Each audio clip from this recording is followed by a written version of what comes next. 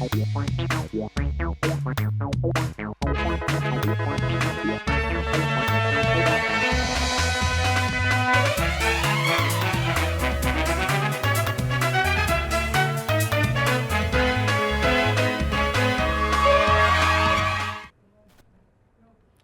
आप देख रहे हैं राष्ट्रीय समाचार और मैं हूं आपके साथ प्रिया पांडे। पहले एक नजर हेडलाइंस पर।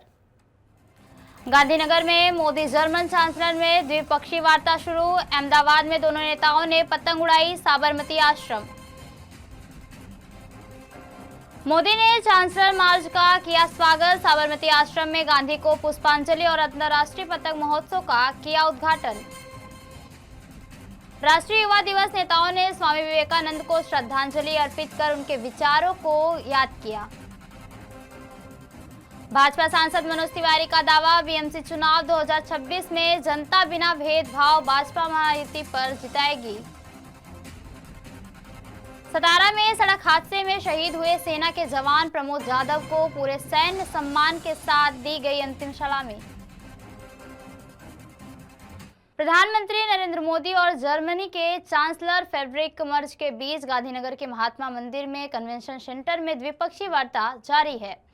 इस बैठक में दोनों नेताओं के बीच कई महत्वपूर्ण मुद्दों पर चर्चा की जा रही है, जिसमें द्विपक्षीय संबंध, आर्थिक सहयोग, वैश्विक चुनौतियां और अन्य रणनीतिक विषय भी शामिल हैं।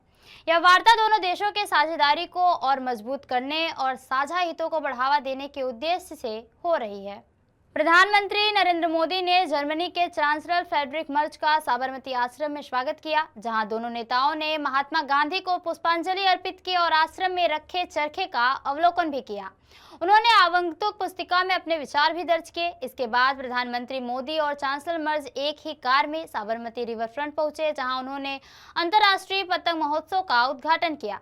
इस उत्सव में भारत की समृद्ध सांस्कृतिक विरासत का शानदार प्रदर्शन भी किया गया और इसमें देश विदेश के प्रतिभागियों ने सक्रिय भागीदारी की, जिससे कार्यक्रम और भी रंगा बिरंगा और जीवंत बन गया है। राष्ट्रीय युवा दिवस के अवसर पर सोमवार को राष्ट्रपति द्रौपदी मुर्मू और प्रधानमंत्री नरेंद्र मोदी सहित कई वरिष्ठ नेताओं ने स्वामी विवेकानंद की जयंती पर उन्हें श्रद्धांजलि अर्पित करते हुए उनके विचारों और राष्ट्र के प्रति योगदान को याद किया। राष्ट्रपति मुर्मू ने स्वामी विवेकानंद को दूरदर्शी और महान आध्यात्मिक आइकॉन बताते हुए कहा कि उन्होंने आंतरिक शक्ति और मानवता की सेवा को सार्थक जीवन की नींव बताया तथा भारत की शाश्वत ज्ञान परंपरा को विश्व तक पहुंचाया है। प्रधानमंत्री नरेंद्र मोदी ने स्वामी विवेकानंद को भारतीय युवा शक्ति का सशक्त प्रेरणा स्रोत बताते हुए कहा कि उनका व्यक्तित्व और कर्तृत्व विकसित भारत के संकल्प को निरंतर ऊर्जा देता रहेगा और राष्ट्रीय युवा दिवस युवाओं में नई शक्ति और आत्मविश्वास का संचार करेगा। केंद्रीय गृह मंत्री अमित शाह ने भी स्वामी विवेकानंद को नमन करते हुए कहा कि उन्होंने भारतीय ज्ञान, दर्शन और अध्यात्म को युवाओं से जोड़ने के साथ रामकृष्ण मिशन के माध्यम से समाज सेवा का आदर्श स्थापित किए और उनके विचार आज भी युवाओं में कर्तव्यबोध व राष्ट्र प्रेम जग कर विकसित भारत के निर्माण को गति दे रहे हैं। वहीं उत्तर प्रदेश के मुख्यमंत्री योगी आदित्यनाथ ने स्वामी विवेकानंद को सनातन संस्कृति के ध्वजावक बताते हुए उनके विचारों को अपनाकर राष्ट्र सेवा और समाज उत्थान के संकल्प को मजबूत करने का आह्वान दिया।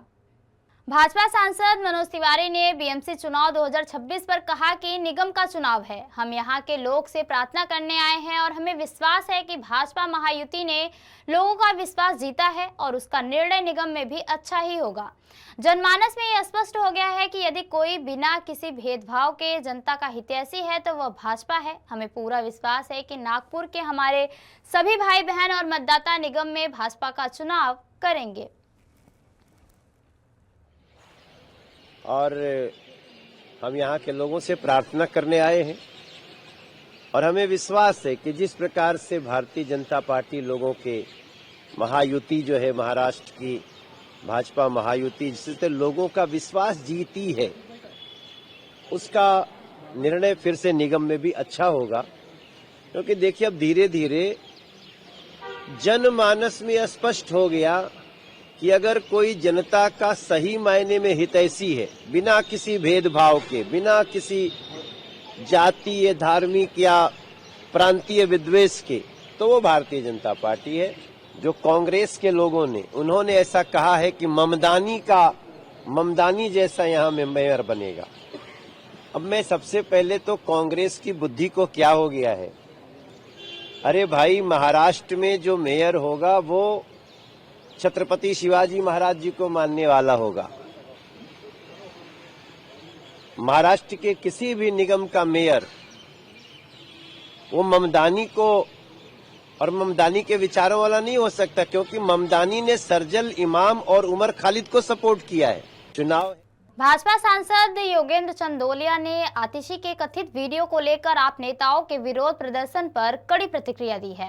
उन्होंने आरोप लगाया कि आतिशी ने विधानसभा सत्र के दौरान गुरु तेग बहादुर और सिख गुरुओं का अपमान किया, जिसे किसी भी हाल में बर्दाश्त नहीं किया जा सकता। चंदोलिया ने कहा कि विधानसभा स्पीकर ने मामले की फॉरेंसिक जांच के आदेश दिए हैं और उन्होंने इसे अरविंद केजरीवाल की राजनीति का तरीका बताते हुए कहा कि पंजाब के मुख्यमंत्री भगवंत मान सिंह होने के बावजूद अपनी पार्टी की पूर्व मुख्यमंत्री को क्लीन चिट देने का प्रयास कर रहे हैं। उन्होंने दावा किया कि पहले आतिशी और केजरीवाल मुश्किल में थे और भगवंत मान ने उनका बचाव किया, जिससे सिख समुदाय कभी भी माफ नहीं करेगा। सभा के सत्र में मैडम आतिशी ने जिस प्रकार से गुरु तेग बहादुर जी का गुरुओं का अपमान किया है, यह जांच हमारे स्पीकर साहब ने फोरेंसिक जांच के आदेश दिए हैं। बीजेपी के विधायकों के कहने के ऊपर जांच हैदराबाद में होती है, पता नहीं कौन सी लेबोरेटरी मोहाली में पकड़ लाए।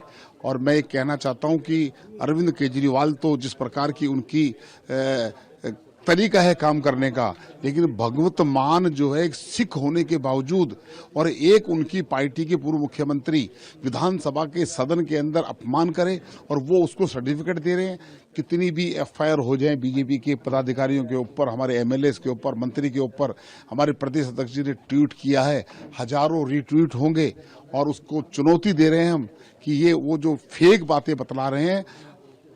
अभी तक तो मैडम आतिशी फंसी हुई थी, केजरीवाल फंसे हुए थे, उनका बचाव करते हुए उनका जो बचाव भगवंत मान ने किया है, यह उनको कभी भी सिख को माफ नहीं करेगी। डोंबिवली में चुनाव प्रचार के दौरान शिवसेना और भाजपा के बीच उस समय जोरदार हंगामा देखने को मिला जब शिवसेना उम्मीदवार नितिन पाटिल ने भाजपा कार्यकर्ताओं पर मतदाताओं को पैसे बांटने का गंभीर आरोप लगाया। नितिन पाटिल का दावा है कि मतदाताओं को लुभाने के लिए खुलेआम पैसों का वितरण किया जा रहा था और इसी दौरान भाजपा कार्यकर्ताओं को रंगे हाथ पकड़ा गया। उन्होंने बताया कि मामले की सूचना तुरंत पुलिस और चुनाव अधिकारियों को दी गई, लेकिन आरोप है कि प्रशासन करीब 1.5 घंटे बाद मौके पर पहुंचा। इस घटना के बाद इलाके में तनाव फैल गया और दोनों दलों के कार्यकर्ता आमने सामने आ गए। वहीं बड़ी संख्या में स्थानीय नागरिक भी घटनास्थल पर जुट गए, जिससे स्थिति और भी बिगड़ गई। फिलहाल पुलिस और चुनाव आयोग की टीम पूरे मामले की जांच में जुटी हुई है और यह पता लगाने का प्रयास किया जा रहा है कि पैसे किसके थे और किस उद्देश्य से बांटे जा रहे थे और इसके पीछे कौन जिम्मेदार है। इस घटना ने डोंबिवली की चुनावी राजनीति को और अधिक गरमा दिया है। आगामी नगर निगम चुनाव को लेकर धुले पुलिस एक्शन मोड में नजर आ रही है। पुलिस अधीक्षक श्रीकांत धिवरे के निर्देश पर अवैध हथियारों के खिलाफ चलाए जा रहे विशेष अभियान के तहत लोकल क्राइम ब्रांच ने बड़ी कार्रवाई करते हुए एक युवक को गिरफ्तार किया है। वारखेड़ी रोड स्थित डंपिंग ग्राउंड इलाके में जाल बिछाकर पुलिस ने अरबाज मोहम्मद शरीफ अंसारी को पकड़ा, जिसकी तलाशी के दौरान करीब 40,000 रुपए कीमत की बिना लाइसेंस देसी पिस्तौल बरामद की गई। इस मामले में आजाद नगर पुलिस स्टेशन में केस दर्ज किया गया और पुलिस इंस्पेक्टर श्रीराम पवार के मार्गदर्शन में की गई इस कार्रवाई के बाद आपराधिक तत्वों में हड़कंप मच गया है। वहीं पुलिस ने साफ चेतावनी दी है कि चुनाव के दौरान कानून व्यवस्था से खिलवाड़ करने वालों के खिलाफ सख्त कार्रवाई की जाएगी। उल्लासनगर के कैंप नंबर 5 में पैनल क्रमांक 19 के तहत चुनाव प्रचार के दौरान भाजपा उम्मीदवार राजू दुर्ग और शिवसेना सिंधे गुट के कार्यकर्ताओं के बीच झड़प हो गई। इस संबंध में राजू दुर्ग ने बताया कि वे अपने वार्ड गए, घर घर जाकर शांतिपूर्ण तरीके से प्रचार कर रहे थे। तभी सिंधे गुट के कुछ कार्यकर्ता वहां पहुंचे और जय श्री राम के नारे लगाने लगे। राजू दुर्ग अपने समर्थकों के साथ बिना किसी विवाद के वहां से आगे बढ़ गए, लेकिन जैसे ही वे शिवसेना कार्यालय के पास पहुंचे, एक बार फिर जय श्री राम के नारे लगाने को लेकर दोनों गुटों के बीच बहस छिड़ गई, जो देखते ही देखते झड़प में बदल गई। घटना के बाद इलाके में कुछ समय के लिए तनाव का माहौल बन गया, जबकि मामले की जानकारी संबंधित प्रशासन को दे दी गई थी। नहीं हुआ था, मतलब हम लोग डोर टू डोर कर रहे थे ना वहाँ पे चिंदीपाड़े में और हनुमान गली में, तो उधर हम लोग हमारे उम्मीदवार हैं तो उनको हम लोग उम्मीदवार को डोर टू डोर करा रहे थे, लोगों से पहचान करा रहे थे। तो उधर से हम लोग हमारी निशानी बता रहे थे, हमारा निशानी कमल है। और उधर फिर अपोजिशन वाले आए सिंधुगुट के, उन्होंने उधर घोषणाबाजी की, तो हम लोग ने उधर कुछ भी ध्यान नहीं दिया। हम अपना काम कर रहे थे पार्टी का। और उधर से फिर हम लोग आगे गए। आगे जाने के बाद उन्होंने लोगों को बोला, दरवाजा बंद किया, उन्होंने लाइट बंद किया, तो हमारे पीछे पीछे आए। पीछे पीछे आने के बाद वो साइड के उधर रोड है, उधर ऑफिस है उनका, तो उन लोग हमारे पीछे घोषणाबाजी देने लगे। तो घोषणाबाजी देने के बाद हम लोग ने भी घोषणाबाजी चालू किया। हमने भी जय श्री राम के नारे लगाए। नारे लगाने के बाद सामने वाला बोला अभी जाओ, तो मैं बोला हम क्यों जाए, आपने तो चालू किया, पहले आपने हमको बोला ना, घोषणाबाजी आपने चालू किया, फिर हमने भी जय श्री राम के। बिहार के मुख्यमंत्री नीतीश कुमार की समृद्धि यात्रा को लेकर बिहार सरकार की मंत्री श्रेयसी सिंह ने कहा कि मुख्यमंत्री लगातार बिहार प्रगति और सर्वांगीण विकास के लिए जनता के बीच जाकर काम कर रहे हैं। उन्होंने कहा कि समृद्धि यात्रा के माध्यम से मुख्यमंत्री न केवल आम लोगों से सीधे संवाद कर रहे हैं, बल्कि जमीनी स्तर पर चल रही विकास योजनाओं और कार्यों की वास्तविक स्थिति की भी समीक्षा कर रहे हैं।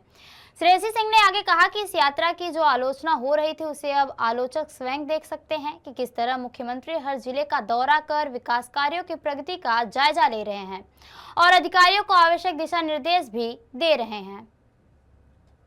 मुख्यमंत्री जी ने देखिए लगातार बिहार के प्रगति के लिए, बिहार के विकास के लिए जनता के बीच में जाने का काम किया और खुद से विकास की गति का मुआयना हर जिले में जाके किया है। तो निश्चित रूप से जो उनके ऊपर आलोचना हो रही थी कि प्रगति यात्रा सिर्फ चुनाव के वक्त निकाली गई एक यात्रा है, आज लोग खुद ही देख ले कि किस तरह से माननीय मुख्यमंत्री जी हर जिले में जाके काम की प्रगति को देख रहे, विकास। सूरत पुलिस ने बड़ी सफलता हासिल करते हुए कुख्यात अपराधी रहमान डकैत को करीब 20 वर्षों बाद गिरफ्तार कर लिया है।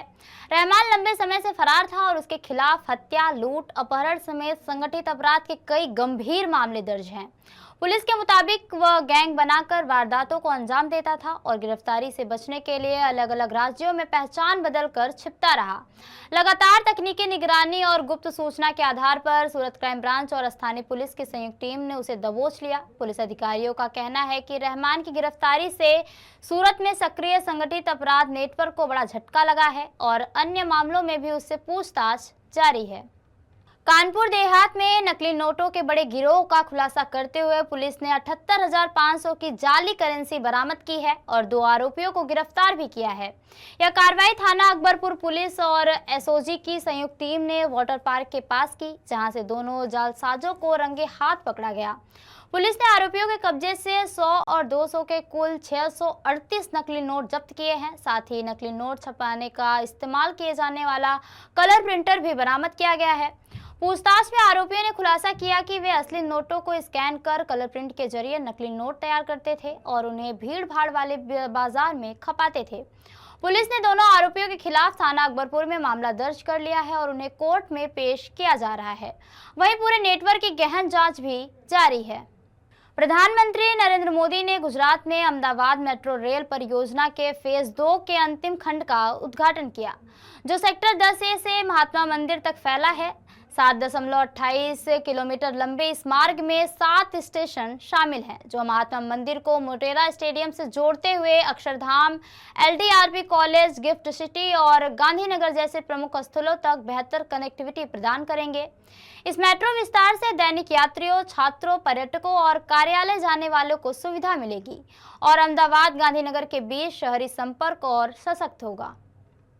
धुले म्युनिसिपल इलेक्शन को लेकर प्रशासनिक तैयारियां अपने अंतिम चरण में पहुंच गई है। 15 जनवरी को होने वाले मतदान से पहले आज म्युनिसिपल प्रशासन ने उम्मीदवारों और उनके प्रतिनिधियों की मौजूदगी में पूरी पारदर्शिता के साथ ईवीएम मशीनों की सेटिंग और सीलिंग की प्रक्रिया पूरी की। चुनाव प्रक्रिया को निष्पक्ष और सुरक्षित बनाने के लिए प्रशासन पूरी तरह मुस्तैद नजर आया। धुले शहर के 19 वार्डों से कुल 74 कॉर्पोरेट चुने जाने हैं, जिनमें से 4 उम्मीदवार पहले ही निर्विरोध निर्वाचित हो चुके हैं। ऐसे में अब शेष 71 सीटों के लिए मतदान होगा। चुनाव प्रचार भी अब अपने आखिरी चरण में है और पूरे जिले की नजरें 15 जनवरी की वोटिंग और 16 जनवरी को होने वाली मतगणना पर टिकी हुई है। एसडीएम नेहा मिश्रा के आदेश पर प्रशासन ने अवैध अतिक्रमण के खिलाफ सख्त कार्रवाई करते हुए बरबटपुर गांव में खलिहान और सार्वजनिक भूमि से अवैध कब्जा हटाया। राजस्व टीम के नेतृत्व में चलाए गए इस अभियान के दौरान बुलडोजर गरजता हुआ नजर आया, जबकि किसी भी तरह की कानून व्यवस्था की स्थिति से निपटने के लिए मौके पर भारी पुलिस बल तैनात रहा। प्रशासन की ओर से अवैध कब्जेदारों को पहले ही नोटिस जारी किए गए थे, लेकिन आदेश का पालन नहीं होने पर प्रशासन ने सीधी कार्रवाई की है। इस कार्रवाई से सार्वजनिक भूमि को अतिक्रमण से मुक्त कराया गया और प्रशासन ने स्पष्ट संदेश दिया है कि आगे भी इस तरह के अभियान लगातार जारी रहेगा। महाराष्ट्र के सतारा से सामने आई तस्वीर हर किसी के आंखें नम कर देने वाली है, जहां भारतीय सेना के जवान प्रमोद जाधव को पूरे सैन्य सम्मान के साथ अंतिम विदाई दी गई। इस विदाई का सबसे मार्मिक पल वह था जब शहादत से महज 8 घंटे वाली जन्मी उनकी नवजात बेटी भी मौजूद रही और उसे गोद में लेकर पिता को आखिरी बार दिखाया गया। हादसे में शहीद हुए जवान की पत्नी को अस्पताल से स्ट्रेचर पर अंतिम दर्शन के लिए लाया गया, जहां पति को खोने का गम और मां बनने की खुशी, दोनों भावनाएं एक साथ उनकी आंखों में छलकती नजर आई। तिरंगे में लिपटे प्रमोद जाधव के अंतिम दर्शन के लिए पूरा गांव उमड़ पड़ा और हर चेहरा गमगीन था, लेकिन सीना गर्व से भरा हुआ था। लोगों ने अमर रहे के नारों के साथ अपने वीर सपूत को विदाई दी। जानकारी के अनुसार प्रमोद जाधव सड़क हादसे में गंभीर रूप से घायल हो गए थे, जबकि उनकी मोटरसाइकिल को एक टेम्पो ने जोरदार टक्कर मार दी थी, जिससे उनके मौके पर ही मौत हो गई थी। वे सतारा के दरे गांव के निवासी थे और पत्नी की डिलीवरी के लिए छुट्टी पर आए थे, तभी यह दर्दनाक घटना घटी। यह शहादत सिर्फ एक परिवार की नहीं बल्कि पूरे देश की क्षति है और आज पूरा राष्ट्र अपने इस बहादुर सपूत को नमन कर रहा है। तो ये थी अब तक की खास खबरें, और खबरों के लिए बने रहिए राष्ट्रीय समाचार के साथ। नमस्कार।